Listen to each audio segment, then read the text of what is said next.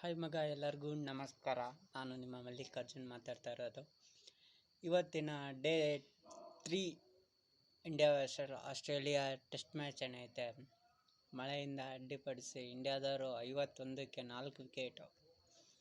Jaiswal 1 run ಹೊಡಿತಾರೆ, ಗಿಲ್ಲು ಅಷ್ಟೇ 1-2 run ಹೊಡಿತಾರೆ, ಕೊಹ್ಲಿನೂ ನಾಟ್ ಔಟ್ ಆಗಿ ಹೋಗ್ತಾರೆ. ಇನ್ನು KL ರಾಹುಲ್ ಓಪನಿಂಗಲ್ಲಿ ಚೆನ್ನಾಗಿ ಆಡ್ತಾವ್ರೆ. ಅದ್ರ ಮೇಲೆ ಮಳೆ ಒಂದು ಸಾಯ್ತೈತೆ ಬಂದ್ಬಿಟ್ಟು ಇಂಡಿಯಾಗೆ ಇನ್ನೆರಡು ಮಸ್ಟ್ ವಿನ್ ಸಿಚುವೇಶನ್ನು.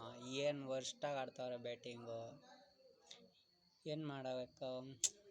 ಯಪ್ಪ, ಇಂಡಿಯಾ ಒಯ್ದು ಗೆಲ್ಲಬೇಕಿತ್ತು, ಗೆಲ್ಲುತ್ತೆ ಇಲ್ಲ ಡ್ರಾ ಮಾಡ್ಕೋಬೇಕು. WTC ಫೈನಲ್ ಈ ಥರ ಆದರೆ ಹೋಗೋದಕ್ಕೆ ತುಂಬಾ ಕಷ್ಟ ಆಗುತ್ತೆ. ಯಾಕಂದರೆ ಸೌತ್ ಆಫ್ರಿಕಾ ಆಲ್ರೆಡಿ 85% ಅವ್ರಿಗೆ ಬರ್ತಾ ಇರೋದು ಪರ್ಸೆಂಟೇಜ್, ವಿನ್ನಿಂಗ್ ಪರ್ಸೆಂಟೇಜ್ ಅಂದರೆ ಕ್ವಾಲಿಫೈ ಆಗೋ ಪರ್ಸೆಂಟೇಜ್ 80% ಬರ್ತಾ ಇರೋದು. ಮತ್ತು ಆಸ್ಟ್ರೇಲಿಯಾ ಅವ್ರಿಗೆ ಇನ್ನೂ 2 ಮ್ಯಾಚ್ ಐತೆ ಪಾಕಿಸ್ತಾನ ಮೇಲೆ, ಹುಚ್ಚನ ಹಿಡ್ದಂಗೆ ಹೊಡ್ಕೊಂಬರ್ತಾರೆ. ಇಂಡಿಯಾದಲ್ಲೇ ಹಿಂಗೆ ಆಡ್ತಾವ್ರೆ, ಇನ್ನು ಅವ್ರ ಮೇಲೆ ಬಿಟ್ಬಿಡ್ತಾರ, ಸರ್ರೇ ಮಾಡ್ಕೊಂಬರ್ತಾರೆ, ವಿನ್ ಮಾಡ್ಕೊಂಬರ್ತಾರೆ. ಅಂದರೆ ಟ್ರಾವಿಸ್ ಹೆಡ್ ಅವನೊಬ್ಬ ತಲೆನೋವು ಆಗಿರೋದು ಬೋಳಿ ಮಗ. ಇದು ಎಷ್ಟು ಹಿಡಿತಾನೆ ಅಂದರೆ ಇಂಡಿಯಾ ಮೇಲೆ. ಅದು ರೋಹಿತ್ ಶರ್ಮಾ ಕ್ಯಾಪ್ಟನ್ಸ್ ಇದ್ದಾಗ ಮಾತ್ರ ಚೆನ್ನಾಗಿ ಆಡ್ತಾನೆ, ಬೇರೆ ಕ್ಯಾಪ್ಟನ್ಸ್ ಇದ್ದಾಗ ಆಡೋದೇ ಇಲ್ಲ ಬೋಳಿ. ಇಂಡಿಯಾ 23 ODI ವರ್ಲ್ಡ್ ಕಪ್ಪಲ್ಲಿ ಇಂಡಿಯಾಗೆ ಆಫ್ ಇಟ್ಟ, ಇವಾಗೂ ಆಫ್ ಇಡ್ತಾವನೆ 2 ಮ್ಯಾಚಿಂದ. ಏನು ಮಾಡಬೇಕು ಅವನ ಅಜ್ಜಿ, ಸೈಕೋ ನಮಕು. ಅವನ ಸ್ಮಿತ್ತು ಅವ್ನು 101 ಯಾವಾಗ ಹೊಡ್ಲ ನಿನ್ನೆ ಹೊಡಿತಾನೆ.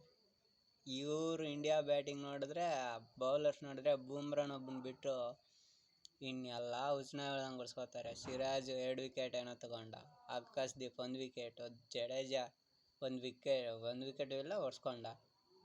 ಏನು ಮಾಡಬೇಕಾ.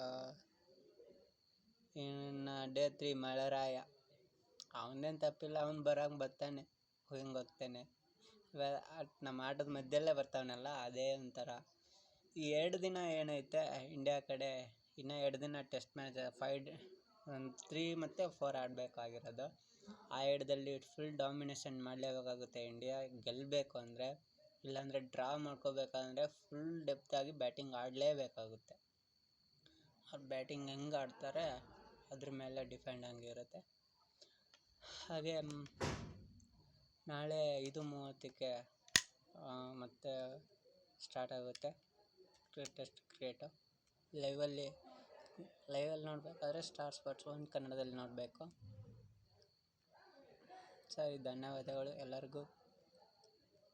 ಬಾಯ್, ಗುಡ್ ನೈಟ್.